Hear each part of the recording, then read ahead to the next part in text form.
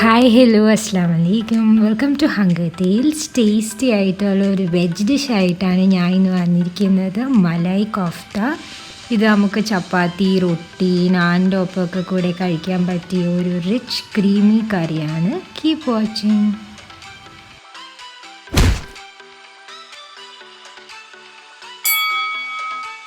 കോഫ്ത ഉണ്ടാക്കാനായിട്ട് ഞാൻ ഇവിടെ 250 ഗ്രാംസ് പനീറും 3 മീഡിയം സൈസ്ഡ് ബോയിൽഡ് പൊട്ടാറ്റോസും എടുത്തിട്ടുണ്ട്. ഇത് രണ്ടും നമുക്ക് ഫസ്റ്റ് ഒന്ന് ഗ്രേറ്റ് ചെയ്തെടുക്കാം.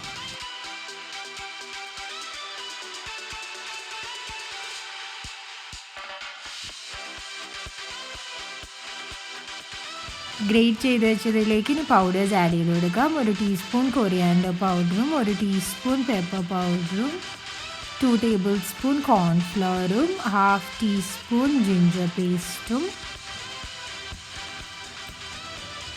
1-2 ചെറുതായിട്ട് അരിഞ്ഞ പച്ചമുളകും ആവശ്യത്തിന് ഉപ്പും ചേർത്ത് നന്നായിട്ടൊന്ന് ഇത് കുഴച്ചെടുക്കാം.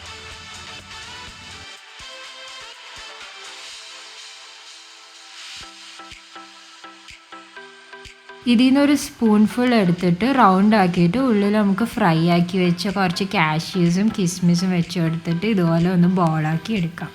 ഈ മെഷർമെൻറ്റ്സ് ആണെങ്കിൽ നമുക്ക് 14 to 15 കോഫ്ത ബോൾസ് ഉണ്ടാക്കിയെടുക്കാൻ പറ്റും.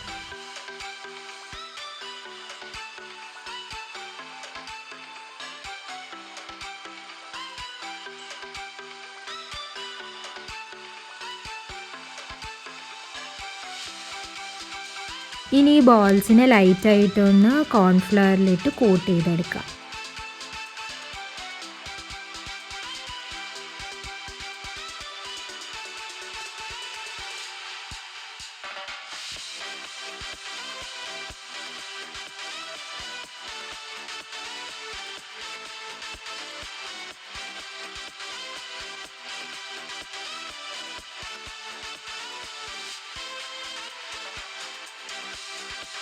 ഒരു പാനിലേക്ക് ഓയിൽ ഒഴിച്ച് അത് ചൂടായി വരുമ്പോഴത്തേക്കും നമുക്ക് ഈ കോഫ്ത ബോൾസ് ഓരോന്നായിട്ടൊന്ന് ഫ്രൈ ആക്കിയെടുക്കാം.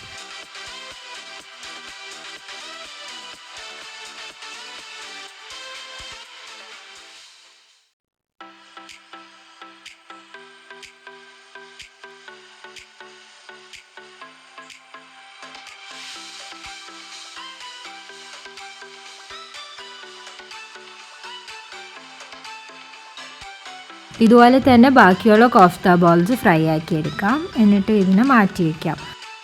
ഇനി നമുക്കിതിൻ്റെ ഗ്രേവി പ്രിപ്പയർ ചെയ്യാം. അതിനായിട്ടൊരു പാനിലേക്ക് 3 സവോളയും 1-2 പച്ചമുളകും 1/2 കപ്പ് കാഷ്യൂ നട്ട്സ് ഇട്ടെടുക്കാം. ഇതിലേക്ക് ഒരു 1 കപ്പ് വെള്ളം ഒഴിച്ച് ഇതൊരു 7 to 8 മിനിറ്റ്സ് അടച്ചു വെച്ചൊന്ന് കുക്ക് ചെയ്തെടുക്കാം.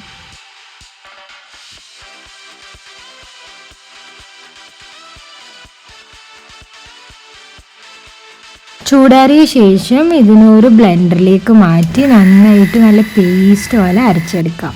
നന്നായിട്ട് അരഞ്ഞു വന്നിട്ടുണ്ട്. ഇതിന് നമുക്കിനി മാറ്റി വയ്ക്കാം. ആ സെയിം പാനിൽ തന്നെ 1 ടേബിൾ സ്പൂൺ ഓയിൽ ഒഴിച്ചു കൊടുക്കാം. അതിലേക്ക് ഒരു 1 ടീസ്പൂൺ ജീരകം ഇട്ട് കൊടുക്കാം. എന്നിട്ട് ചെറുതായിട്ടൊന്ന് സോട്ട് ചെയ്ത് കൊടുക്കാം. എന്നിട്ട് ബാക്കിയുള്ള ഹോൾ സ്പൈസസ് ആഡ് ചെയ്ത് കൊടുക്കാം. ഇതെല്ലാം ചെറുതായിട്ടൊന്ന് സോട്ട് ചെയ്ത് കൊടുക്കാം. ഇനി ഇതിലേക്ക് അരച്ചു വെച്ച പേസ്റ്റ് ചേർത്ത് കൊടുക്കാം. പിന്നെ ഒരു 1/2 ടീസ്പൂൺ ജിഞ്ചർ പേസ്റ്റും കൂടി ആഡ് ചെയ്യാം. ഒരു തിക്ക് കൺസിസ്റ്റൻസി കിട്ടണ അത്ര കുക്ക് ചെയ്തെടുക്കണം. നിങ്ങൾക്ക് ഗ്രേവി കുറച്ചും കൂടി ലൂസാണ് വേണമെങ്കിൽ ഇത്തിരിയും കൂടി വെള്ളം ആഡ് ചെയ്ത് കൊടുത്താൽ മതി. ഇനി ഇതിലേക്ക് 1/2 കപ്പ് ഫ്രഷ് ക്രീം ഒഴിച്ച് 2-3 മിനിറ്റ് ഇതിനൊന്ന് കുക്ക് ചെയ്തെടുക്കണം.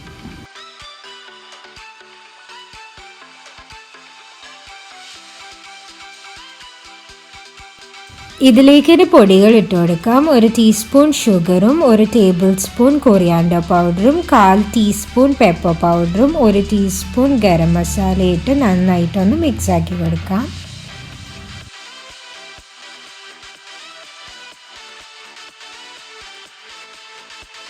ആവശ്യത്തിനുള്ള ഉപ്പ് ചേർത്ത് കൊടുക്കാം. പിന്നെ ഇതിലേക്ക് ഒരു 1/2 കപ്പ് തൈരും കൂടി ചേർത്തിട്ട് എണ്ണ തെളിഞ്ഞ് വരുന്ന അത്ര വരെ ഒന്ന് സ്റ്റിർ ആക്കിക്കൊണ്ടിരിക്കണം. എണ്ണ തെളിഞ്ഞു വരുമ്പോഴത്തേക്കും നമ്മുടെ ഗ്രേവി ഏകദേശം റെഡി ആയിട്ടുണ്ടാവും. ലാസ്റ്റ് ഒരു ടീസ്പൂൺ കസൂരി മേത്തിയും കൂടി ഇട്ടിട്ട് ഒന്ന് തിളച്ച് വരുമ്പോഴത്തേക്കും നമുക്ക് ഫ്ലെയിം ഓഫ് ആക്കാം. അങ്ങനെ നമ്മുടെ ഗ്രേവി റെഡിയായി. ഇനി നമുക്ക് സെർവിങ് പ്ലേറ്റിലേക്ക് മാറ്റാം. നമ്മൾ നേരത്തെ ഫ്രൈ ചെയ്ത് വെച്ച കോഫ്ത ബോൾസ് അത് ഇതിലേക്ക് ഡയറക്റ്റ്ലി ആഡ് ചെയ്ത് കൊടുത്താൽ പൊട്ടിപ്പോകാൻ ചാൻസ് ഉണ്ട്. അപ്പോൾ നമുക്ക് ആദ്യം ഈ ഗ്രേവി സെർവിങ് പ്ലേറ്റിലേക്ക് ഒഴിച്ചു കൊടുത്ത ശേഷം നമ്മുടെ കോഫ്ത ബോൾസിന് അതിലേക്ക് ഡയറക്റ്റ്ലി വെച്ച് സെർവ് ചെയ്യാം.